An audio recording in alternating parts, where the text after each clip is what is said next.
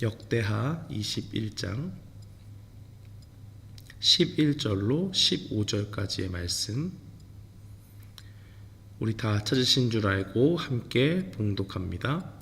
여호람이 또 유다 여러 산에 산당을 세워 예루살렘 주민으로 음행하게 하고 또 유다를 미혹하게 하였으므로 선지자 엘리야가 여호람에게 글을 보내어 이르되 왕의 조상 다윗의 하나님 여호와께서 이같이 말씀하시기를 내가 내 아비 여호사밧의 길과 유다 왕 아사의 길로 행하지 아니하고 오직 이스라엘 왕들의 길로 행하여 유다와 예루살렘 주민들이 음행하게 하기를 아합의 집이 음행하듯 하며 또 내 아비 집에서 너보다 착한 아우들을 죽였으니 여호와가 내 백성과 내 자녀들과 내 아내들과 내 모든 재물을 큰 재앙으로 치시리라. 또 너는 창자에 중병이 들고 그 병이 날로 중하여 창자가 빠져나오리라 하셨다 하였더라. 아멘. 저는 본문 말씀 역대하 21장 11절로 15절 말씀을 통해서 유대의 악한 왕 여호람이라는 제목으로 주의 말씀을 선포하겠습니다.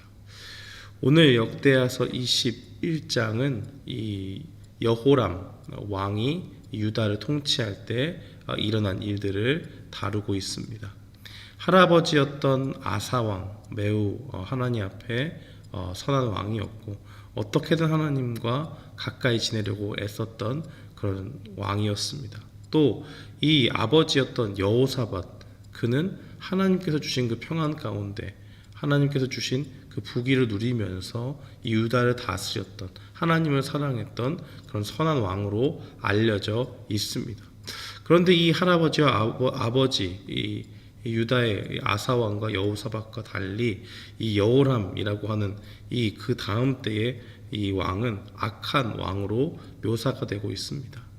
32세에 즉위를 해서 8년을 다스렸는데 그 8년의 시간들을 모두 악한 그런 통치 가운데 자신뿐만이 아니라 모든 사람을 고통 가운데 빠뜨렸던 그러한 장본인이 바로 이 여호람 왕입니다.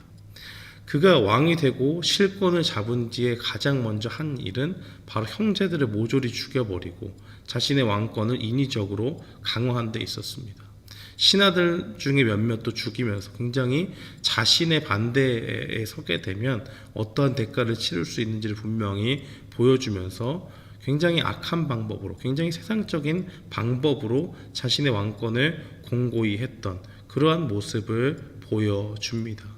이것은 앞선 왕들의 모습들과는 전혀 다른 모습이고 하나님께서 이 왕권을 주셨기 때문에 오로지 하나님을 온전히 섬기는 길만이 이 왕권이 잘 유지가 되고 이 나라가 평안해진다라는 그러한 중심이 없이 행하는 아주 어리석은 행동이라고 볼 수 있습니다.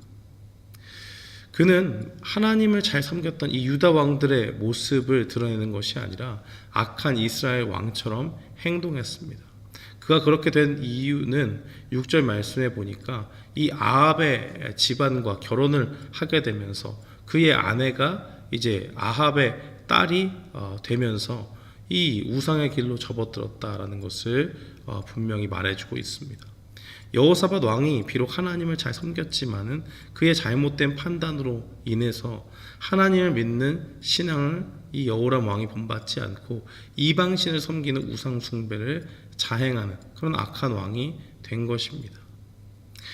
이 여호람의 구체적인 죄목을 11절 말씀을 통해 우리는 확인할 수가 있습니다. 그는 유다 전역에 산당을 세우고 우상을 섬기고 하는 그 일들을 통해서 자신뿐만이 아니라 온 백성들이 하나님 대신 우상을 섬기도록 그렇게 방치한, 잘못 통치한 책임이 있는 왕입니다. 본인뿐만 아니라 온 국가를 타락하게 만든 악한 왕, 그 왕이 바로 여호람이었다는 것입니다. 사랑하는 성도 여러분, 오늘 이 말씀을 통해서 우리는 어떤 것을 배울 수가 있습니까? 하나님으로부터 멀어진 그 인생이 하나님의 뜻에 떠나서 하나님의 뜻에 반해서 하나님을 버린 그러한 인생이 얼마나 비참한 가운데 놓일 수 있는가를 보여줍니다. 그가 하나님으로부터 멀어지게 되니까 하나님께서 어떠한 일들을 행하십니까?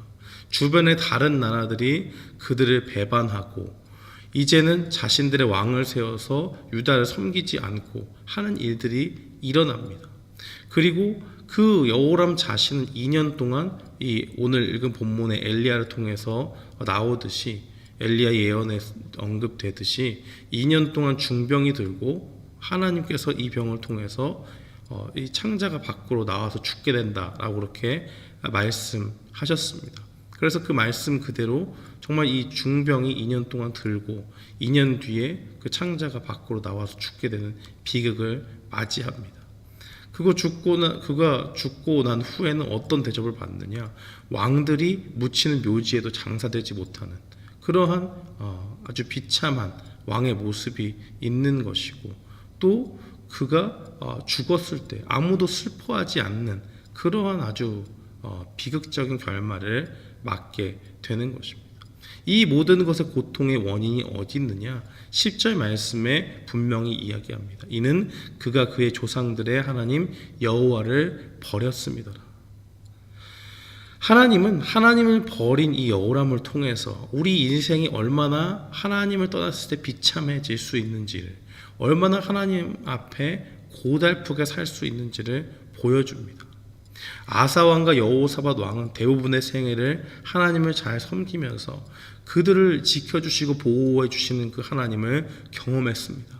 위기가 왔습니다. 그때 하나님께 부르짖음으로 하나님께서 건져주시는 그 구원하시는 그 은혜를 맛보아 알았습니다. 그러나 하나님을 버린 여호람은 그런 하나님을 버림으로써 자신과 온 나라를 위험에 빠뜨리는 누구보다 위험한 사람이 된 것입니다.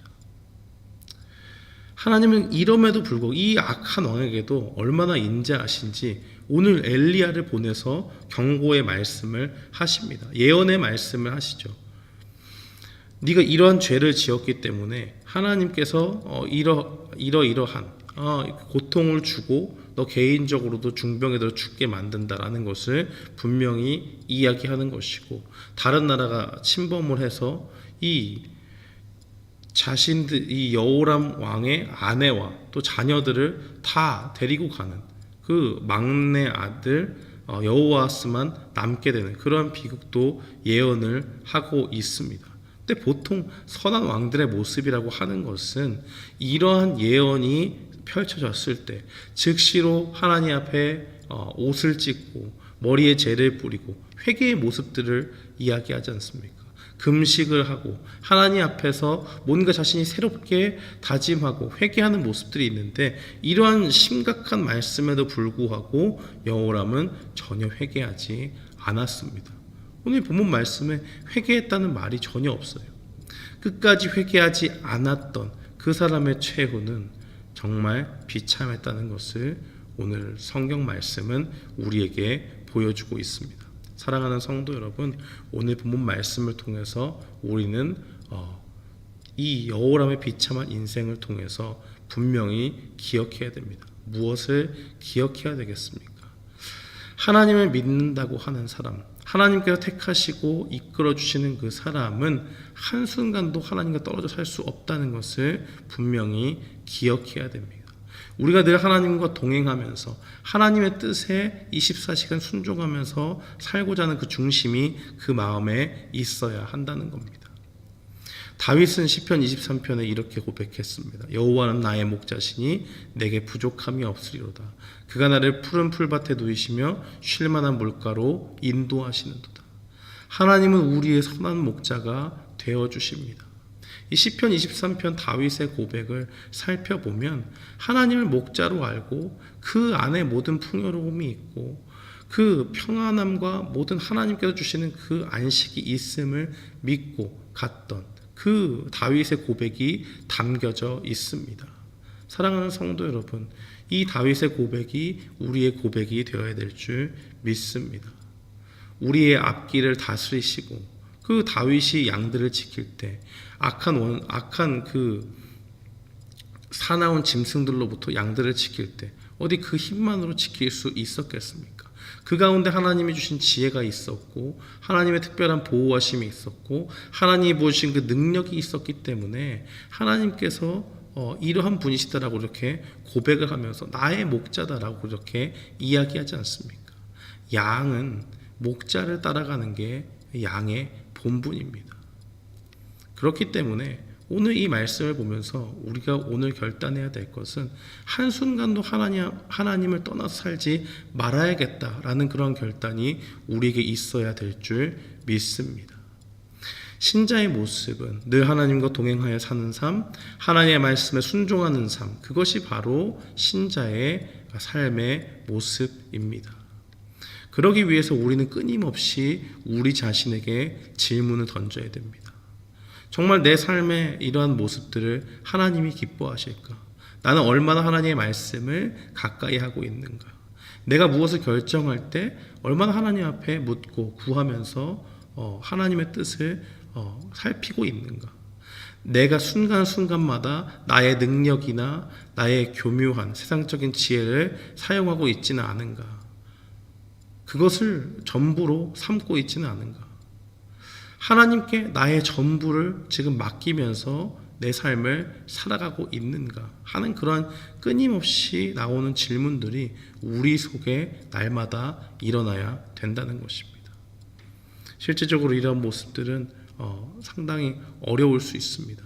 훈련이 되지 않으면, 자주 점검해 주지 않으면 우리 가운데 일어날 수 없는 일입니다. 그러나 오늘 말씀을 통해서 우리가 이제 배웠기 때문에 하나님 앞에서 우리 자신을 살피면서 이러한 질문들을 통해서 늘 하나님께 나아가는 그런 훈련들을 해야 될 줄 믿습니다.